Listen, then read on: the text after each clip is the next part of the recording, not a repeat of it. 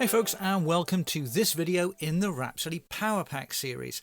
I'm Andy Lapping, and in this video I'll show you a very quick and very easy way to create new model elements from any text source simply by copying it. In this model I have a couple of table layouts and a table view. I also have a document over here with some lines of text in it that we're going to use to create new model elements. First, I'll right-click that text and select Copy. Next, I can use either a table layout or a table view to create the model elements. If I use a table layout, then the new elements will be created in the same package as that layout. If I use a table view, then the new elements will be created in the scope of that view. This one, for example, is scoped to the model package. In either case, the layout criteria of the table layout will be used to decide what type of model element to create. The element type has to be a single model element type for this to work. If I right-click the use case layout and I select Power Pack, Create Model Elements from Copy Buffer, there are my new use cases. If I do the same thing for the block table layout, then you'll see that the names of the blocks are different. Illegal characters like spaces get removed or replaced according to some properties which you can set at project or package level. Let's take a quick look at those.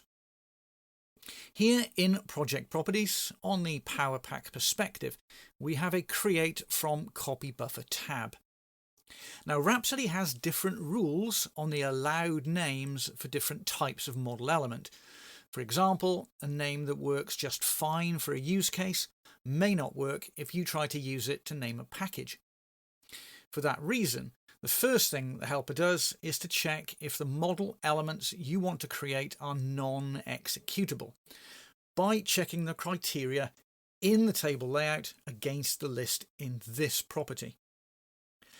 That will then allow it to select one of these two other properties, both of which contain a set of regular expression patterns which are run sequentially in order against the imported text. If we look at the one for executable elements, then we can see there are three patterns. The first pattern in this list removes any digit dot sequence at the start of the text, like you might find in a numbered heading. The second pattern strips away any trailing dots and numbers at the end, which are common in things like table of contents.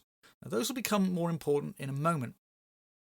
The last one is basically a character class, which defines the list of characters deemed illegal, such as colons and spaces.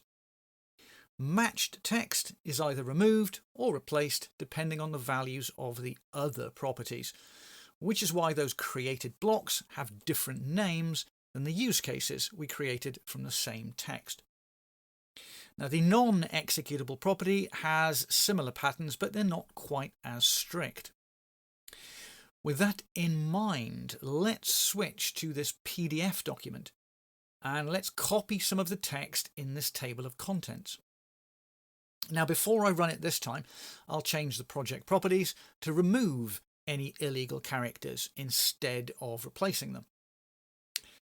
Now, if I run the helper on the use case table, well, this time I get use cases with those names in the model package, which is the scope of the table. And note that the dots and the end numbers are gone, but we keep the heading numbers. Now, that won't work for blocks, as Rhapsody will not let you start the name of a block with a number.